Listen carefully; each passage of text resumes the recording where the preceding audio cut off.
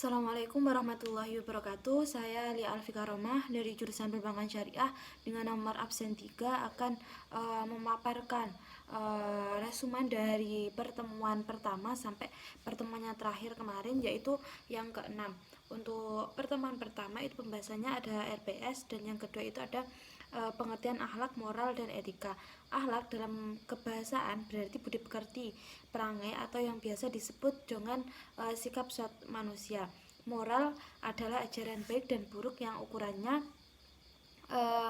tradisi yang berlaku di suatu tempat ataupun di suatu masyarakat tersebut. Lalu selanjutnya etika. Etika adalah ajaran yang berbicara tentang baik dan buruk, dan yang menjadi ukuran baik dan buruknya adalah akal, karena memang etika adalah bagian dari filsafat. Di antara karakteristik akhlak Islam adalah yang pertama Robbaniyah, atau dinisbatkan kepada Robnya atau Tuhan. Yang kedua Isnainiyah atau manusiawi. Yang ketiga Sumuliyah atau universal. Yang keempat adalah wasatiyah atau bersikap tengah-tengah. Macam-macam etika di sini ada dua, yaitu etika deskriptif dan etika normatif. Untuk etika deskriptif yang adalah etika yang berbicara mengenai suatu faktor, yaitu tentang nilai dan pola perilaku manusia terkait situasi dan realitas yang terjadi di dalam kehidupan masyarakat. Nah, lalu yang kedua adalah etika normatif. Etika normatif adalah etika yang memberikan penilaian serta himbauan kepada manusia tentang bagaimana harus bertindak sesuai dengan norma yang sudah ada. Norma yang sudah ada di sini yang dimaksud adalah norma yang sudah ada di suatu masyarakat tersebut atau di suatu lingkungan tersebut.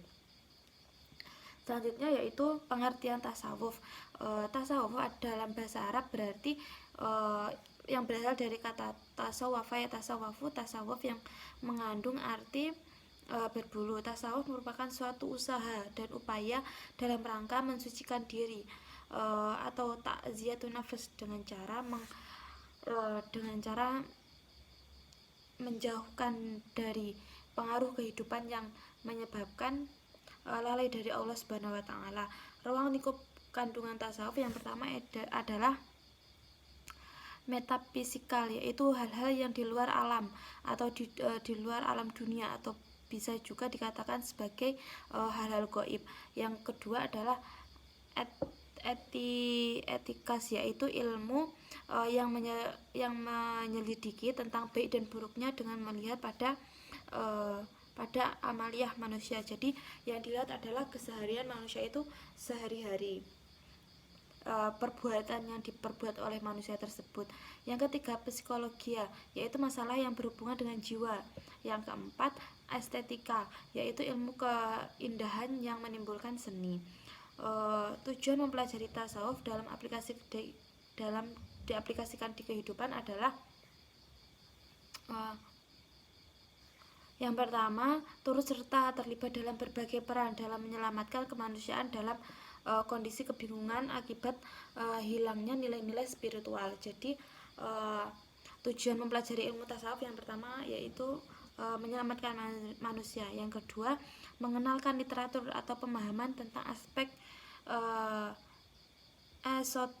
esoteris atau kebatinan baik terhadap masyarakat Islam yang mulai melupakan, maupun di kalangan masyarakat Islam maupun di kalangan masyarakat non-Islam. Ketiga, untuk memberikan penegasan kembali bahwa sesungguhnya aspek estoratis Islam. Jadi yang ketiga ini untuk penegasan kembali bahwasanya aspek estoratis Islam itu ada. Manfaat ilmu selanjutnya yaitu manfaat ilmu tasawuf. Manfaat ilmu tasawuf yang pertama terlibat dalam berbagai peran dalam menyelamatkan manusia dari kondisi kebingungan akibat hilangnya nilai-nilai spiritual. Yang kedua, mengenalkan aspek literatur atau pemahaman tentang aspek estoratis kebinaan.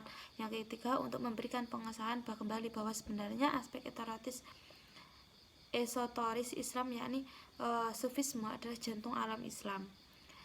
Selanjutnya materi yang kedua ataupun di pertemuan yang ketiga ini membahas tentang hubungan akhlak dengan tasawuf dan hubungan ilmu tasawuf dengan ilmu keislaman lainnya. Antara ilmu akhlak dan ilmu tasawuf memiliki hubungan yang berbeda, yang berdekatan. Pengertian ilmu tasawuf adalah ilmu yang dengannya dapat diketahui hal-hal terkait dengan kebaikan dan keburukan jiwa. Tujuan ilmu tasawuf sendiri adalah untuk mendekatkan diri kepada Allah Subhanahu wa taala dengan cara membersihkan diri dari perbuatan yang tercela dan menghiasi diri dengan perbuatan yang terpuji. Hubungan ilmu tasawuf dengan ilmu keislaman lainnya atau ilmu kalam, filsafat, fikih, dan psikologi agama adalah yang pertama, hubungan ilmu tasawuf dengan ilmu kalam. Hubungan ilmu tasawuf dengan ilmu kalam dalam kaitannya dengan ilmu kalam, ilmu tasawuf berfungsi sebagai pemberi wawasan spiritual dalam pemahaman kalam. Lalu yang kedua, hubungan ilmu tasawuf dengan ilmu filsafat.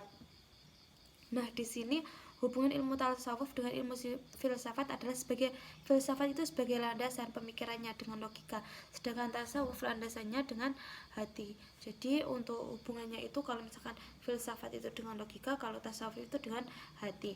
Dan yang ketiga, hubungan ilmu tasawuf dengan ilmu fikih. Di sini ilmu tasawuf dan ilmu fikih adalah dua disiplin ilmu yang saling melengkapi. Setiap orang harus menempuh keduanya dengan catatan bahwa kebutuhan perseorangan terhadap ilmu sangat beragam sesuai dengan keadaan kualitas ilmunya. Dan yang keempat adalah hubungan ilmu tasawuf dengan ilmu psikologi agama atau ilmu jiwa agama. Di sini hubungan ilmu tasawuf dengan ilmu psikologi agama adalah seseorang yang dikatakan dengan Tuhannya, maka dia akan mendapatkan keterangan dan ketentraman. Ketentraman di sini adalah ketentraman dalam jiwa. Nah, untuk selanjutnya yaitu materi mengenai kajian akhlak mahmudah dan akhlak mazmumah serta faktor-faktor pembentukan akhlak. Di sini kita akan membahas mengenai akhlak manusia. Ada yang bersifat baik yaitu akhlak mahmudah, dan akhlak yang bersifat buruk yaitu akhlak mazmumah. Akhlak yang baik ialah segala tingkah laku yang terpuji, atau madmumah tingkah laku yang membuat orang lain senang dan nyaman terhadap kita, itu disebut akhlak madmumah.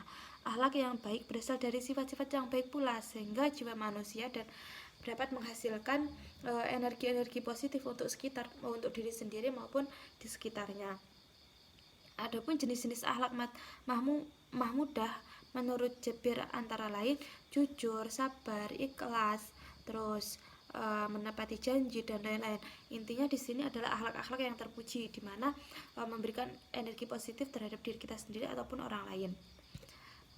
Akhlak mazmudah ialah perangai atau tingkah laku yang tercermin dari tutur kata, tingkah laku dan sikap tidak baik. Macam-macam akhlak mazmumah antara lain egois, kikir, ria, perbuatan-perbuatan tercela, menggibah dan lain-lain. Intinya di sini akhlak mazmumah adalah akhlak yang tercela, di mana akhlak itu memberikan energi negatif terhadap orang lain ataupun terhadap orang-orang yang ada di sekitar kita, sehingga orang-orang yang ada di sekitar kita itu kurang nyaman terhadap kita. Baik, untuk materi selanjutnya saya akan membahas mengenai sejarah pertumbuhan dan perkembangan tasawuf. Nah, di sini sejarah dan pertumbuhan dan perkembangan tasawuf pada setiap umat dan agama-agamanya, khususnya Brahmana, Hindu, filsafat, iluminasi Yunani, manusia Persia, dan Nasrani awal. Lalu pemikiran itu menyelinap ke dalam pemikiran Islam melalui Zindik Majusi, kemudian menemukan jalannya dalam realitas umat Islam dalam perkembangan hingga mencapai tujuan akhirnya. Disusun kitab-kitab referensinya dan telah diletakkan dasar-dasar dan kaidah-kaidah pada abad keempat dan kelima Hijriah. Pada prinsipnya perkembangan ilmu tasawuf ini dibagi menjadi 3 periode ataupun 3 tahapan. Tahapan yang pertama periode pembentukan dengan menonjolkan gerakan-gerakan zuhud sebagai fenomena sosial. Periode ini berlangsung selama abad pertengahan, di mana dan kedua hijriah yang dipelopori oleh para sahabat atau tabiin, oleh para sahabat tabiin dan tabiin. Pada masa ini fenomena yang terjadi adalah semangat untuk beribadah dengan prinsip-prinsip yang telah ada atau prinsip-prinsip yang telah diajarkan oleh Nabi Muhammad SAW, untuk kemudian mereka mencoba menjalani hidup zuhud.